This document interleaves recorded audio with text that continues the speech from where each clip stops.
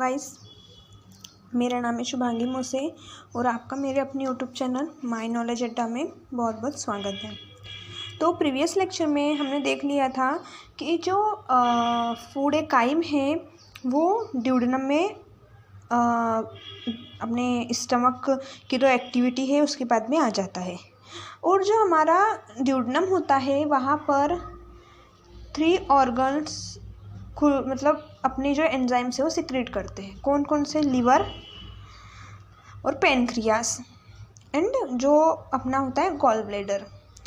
Gall bladder से जो bile secretion हुआ था वो डाइजेशन में क्या हेल्प करता है वो हमने प्रीवियस लेक्चर में देख लिया था।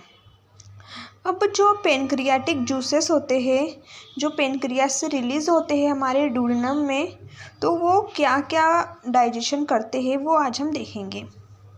तो देखिए, जो पेनक्रियाटिक जूस है उसमें सबसे पहला आता है प्रोटियोलाइटिक एंजाइम। अब इस प्रोटियोलाइटिक एंजाइम के कुछ सब टाइप्स है। इसमें ट्रिप्सिन, ये जो ट्रिप्सिन होता है ना वो पेनक्रियास के द्वारा ड्यूडेनम में सिक्रेट किया जाता है। देखिए,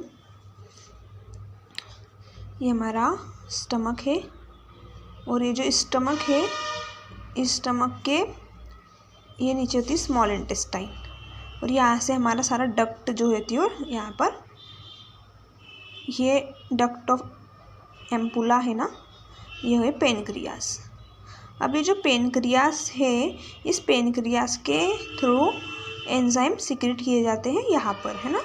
तो ये जो पेनक्रियास है उसमें इनएक्टिव फॉर्म में ट्रिप्सिनोजन प्रेजेंट होता है और ये जो ट्रिप्सिनोजन है वो पेनक्रियास के द्वारा ड्यूडेनम में सिक्रेट किया जाता है। अब ये जो ट्रिप्सिनोजन है वो इनएक्टिव फॉर्म में है, तो अब इसे एक्टिव फॉर्म में कन्वर्ट करने के लिए ये जो हमारी इंटेस्टाइनल वॉल है ना, ये इधर की उधर की, ये इंटेस्टाइनल वॉल द्वारा इंटेरोकाइनेज नाम का एक एंजाइम सिक्रेट किया जाता है। ये एंजाइम क्या करता है, जो ट्रिप्सिनोजन है उसको एक्टिव करता है। ये जो इनएक्टिव फॉर्म ट्रिप्सिनोजन है ना उसको ये इंटेरोकाइनेज एक्टिव करता है, एक्टिव करके ये बन जाता है ट्रिप्सिन। अब जैसे हमने जो अभी तक डाइजेशन देखा तो स्टमक में क्या हो रहा था, प्रोटीन जो है वो प्रोटीएज और पेप्टोन्स में टूट रहा था। तो अभी जो प्रोटीन कहाँ तक टूटा है, प्रोटीएज तक टूटा है, तो अब इसके आगे का डाइजेशन जो कि हमारा ड्यूडेनम में होना है। तो अब जो प्रोटीएज है जो अपने स्टमक में टूटा प्रोटीन के स्मॉल फॉर्म टूटा था प्रोटीएज, उस पर ये जो ट्रिप्सिन है वो रिएक्ट करता है और रिएक्ट करने के अंदर पॉलीपेप्टाइड और एमिनो एसिड बनाता है। अब प्रोटियोलाइटिक एंजाइम का ही सेकंड है काइमोट्रिप्सिन। काइमोट्रिप्सिन भी पेनक्रियास के द्वारा इनएक्टिव फॉर्म में ही सिक्रेट किया जाता है और ये काइमोट्रिप्सिन ट्रिप्सिन से रिएक्ट करके फिर ये जो काइमोट्रिप्सिनोजन है ये है इनएक्टिव फॉर्म। ये काइमोट्रिप्सिनोजन ट्रिप्सिन से रिएक्ट करके फिर काइमोट्रिप्सिन बनाता है। ये काइमोट्रिप्सिन जो है वो है एक्टिव फॉर्म। अब ये जो काइमोट्रिप्सिन ये पॉलीपेप्टाइड, ये जो पॉलीपेप्टाइड है ना इस पॉलीपेप्टाइड को स्मॉल पॉलीपेप्टाइड में तोड़ने का काम करता है। अब आता है कार्बोक्सीपेप्टाइडेस। इसका जो है इनएक्टिव फॉर्म में ये भी सिक्रेट होता है और इसका इनएक्टिव फॉर्म होता है प्रोकार्बोपेप्टाइडेस। ये जो प्रोकार्बोपेप्टाइडेस है वो भी ट्रिप्सिन से एक्टिव होता है और कार्बोपेप्टाइडेस में बदल जाता है। अब ये कार्बोक्सीपेप्टाइडेस क्या करता है, जो पेप्टाइड्स होते हैं उनको एमिनो एसिड में तोड़ता है। जो स्मॉल पेप्टाइड्स थे उनको इसने एमिनो एसिड में तोड़ने का काम करता है। अब जो नेक्स्ट है वो है पेनक्रियाटिक एमाइलेज। ये जो पेनक्रियाटिक एमाइलेज है वो क्या करता है, ये भी हमारे पेनक्रियास के द्वारा ही सिक्रेट किया जाता है। अब जब मैं आपको डाइजेशन इन माउथ पढ़ा रही थी तो मैंने आपसे कहा था कि जो स्टार्च है वो माल्टोज में कन्वर्ट होता है एमाइलेज के द्वारा, लेकिन माउथ में ओनली 30% ही जो स्टार्च है वो डाइजेस्टेड हो पाता है, लेकिन जो 70% स्टार्च है वो स्मॉल इंटेस्टाइन में डाइजेस्ट होता है, मैंने कहा था।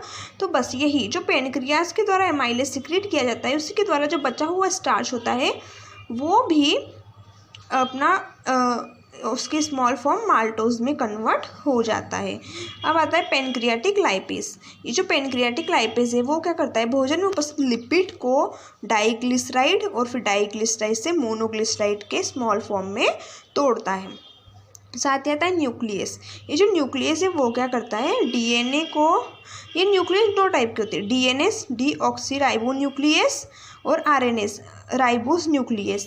जो डीऑक्सीराइबोस न्यूक्लियस नाम का एंजाइम होता है वो डीएनए को न्यूक्लियोटाइड में जो तोड़ता है, और जो आरएनए मतलब जो आरएनए का जो राइबो न्यूक्लियस होता है वो आरएनए को न्यूक्लियोटाइड में तोड़ता है।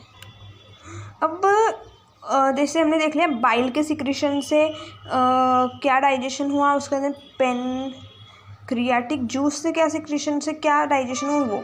अभी लास्ट बचा है इंटेस्टाइनल जूसेस, जो कि इंटेस्टाइन की वॉल से सिक्रीट किए जाते हैं। जैसे मैंने आपको बताया था इंटेरोकाइनेस, ये देखिए यहाँ पर दिया भी है, तो हम देखते हैं ये जो है प्रोटियोलाइटिक एंजाइम। ये जो प्रोटियोलाइटिक एंजाइम है उसके अंदर सबसे पहला आता है इंटेरोकाइनेस। ये इंटेरोकाइनेस का मैंने आपको पहले भी बता दिया वर्क कि ट्रिप्सिनोजन को ट्रिप्सिन में कन्वर्ट करता है। अब जो सेकंड है वो है एमिनोपेप्टाइडेस। एमिनोपेप्टाइडेस क्या करता है, पेप्टाइड को एमिनो एसिड में तोड़ता है।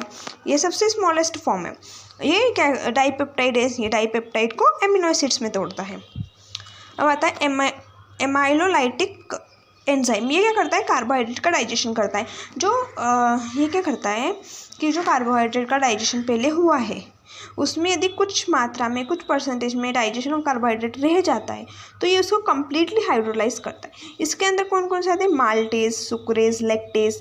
जो माल्टेज होता है वो क्या करता है, माल्टोस को मोनोसेक्राइड में कन्वर्ट करता है।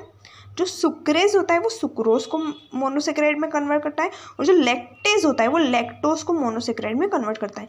मतलब ये जो तीनों है उसे एमाइलोलाइटिक एंजाइम्स जो है उन्हें मोनोसेक्राइड में कन्वर्ट करते हैं। बताएं न्यूक्लियोलाइटिक एंजाइम। न्यूक्लियोलाइटिक एंजाइम में सबसे पहला है न्यूक्लियस। न्यूक्लियस वही डीएनए आरएनए को न्यूक्लियोटाइड में। अब ये जो फॉस्फेटेज है वो न्यूक्लियोटाइड से फॉस्फेट ग्रुप अलग करता है, और यदि न्यूक्लियोटाइड से फॉस्फेट ग्रुप अलग हो जाता है तो हम सब जानते हैं कि क्या बचेगा, न्यूक्लियोसाइड। अब ये जो न्यूक्लियोसाइड है उसको न्यूक्लियोसाइटेज उस पर रिएक्ट करता है, उसे रिएक्ट करके नाइट्रोजन बेसिस और शुगर ये स्मॉलेस्ट फॉर्म में तोड़ देता है। तो इंटेस्टाइनल जूस से ये मतलब इस तरीके से जो है जूसेस सिक्रेट होते हैं, और ये इस तरीके से यहाँ पर डाइजेशन होता है। तो आज के लेक्चर में इतना ही। अब आगे का हम नेक्स्ट लेक्चर में देखेंगे, तब तक के लिए थैंक यू। यदि आपको मेरा वीडियो पसंद आया हो तो प्लीज़ लाइक कर दीजिए, शेयर कीजिए और चैनल को सब्सक्राइब ज़रूर करें। Thank you.